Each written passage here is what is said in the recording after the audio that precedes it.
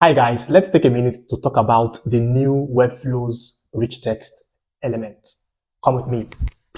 Let's do a quick one on Webflow's rich text element. I see how they've made updates to their rich text, which is really nice because prior to this moment, if you were trying to use rich text, it was kind of like complicated or complex in a way.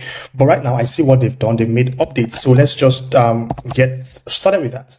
So this is the new format that they have for their rich text, heading H1, H2 to H6. So this is their format, H1 to H6. There's a paragraph, there's a block text, paragraph for ordered list, and we have the list of items, and we have paragraph for the unordered list, and all of that stuff. We have the bold text, emphasis, superscript, and subscript, which is really nice. So the first thing you have to do is to name your rich block text. Let's say, for instance, we're going to call this rich text. Let's just say, call it rich element, for instance. So this is the rich text, the wrapper or something, the rich text. We're just going to call it rich element or whatever I want to call it. That's the first thing you have to do. Now, we have the H1 here and the H2. Let's assume now we want to create something like this. You see, something like this. We have, let's assume this is our H2. And we're going to assume this is a paragraph, maybe H3 paragraph and H3 again, paragraphs and all of that. So what we're going to do, we have here H2, creating projects. I'm just going to go here and say, let's say, for instance, the H2, let's assume this one is 32 pixels, all right? So what I'm going to do, I'm going to click on this H2 now, and I would come here and say all H2 headings. This is very important, all H2 headings. Now you'll notice here, if you change the text size from here, it's going to affect all H2 across your project. You don't want that, all right? So you're just going to say next selector inside of rich text. What that means is if we want to change our H2 headings, we want to change it inside of the rich text elements, all right? So what this means, we want to affect all H2 when nested inside of rich elements, which is, this rich elements. So if we are making changes to H2, our H2, it's going to affect just this H2, which is inside of this rich element. Okay. Now let's do that. Let's assume the rich text, the H2 is 2 rems. Boom. We have this 2 rems just affecting this guy here.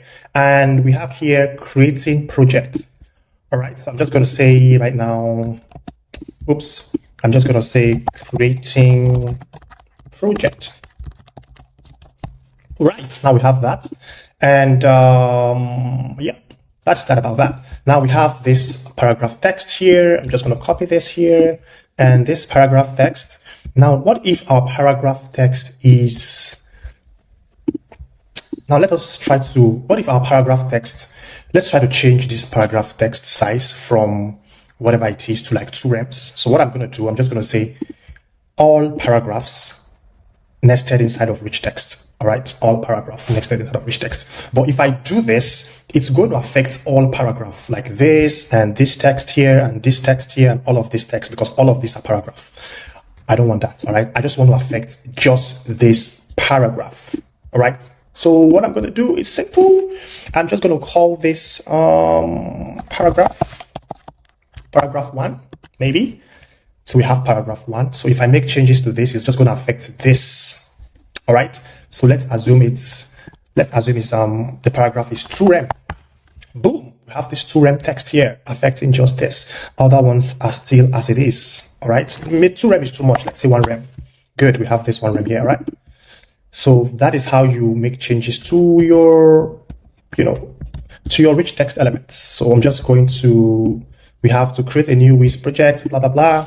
So you see to create a new project, etc. All right. Now we do not want this H3. We don't want this. I'm just going to delete it. H4, we don't want it. H5, we don't want it. H6, we do not want it. Block text, we do not want it. All of this, we don't want it. You can just delete all of that. Okay. So yeah, that is how you go about making changes to your rich text elements. If you want to affect every paragraph, all you have to do is to say all paragraph nested inside of the rich elements and all of that. If you want to what's it called? If you want to affect the heading one, which is the H1, you just have to say all H1 elements nested inside of the rich elements. So it's going to affect every H1 in your rich element, not outside of your rich elements. So the first thing you want to do is to make sure that you give your rich text a class name.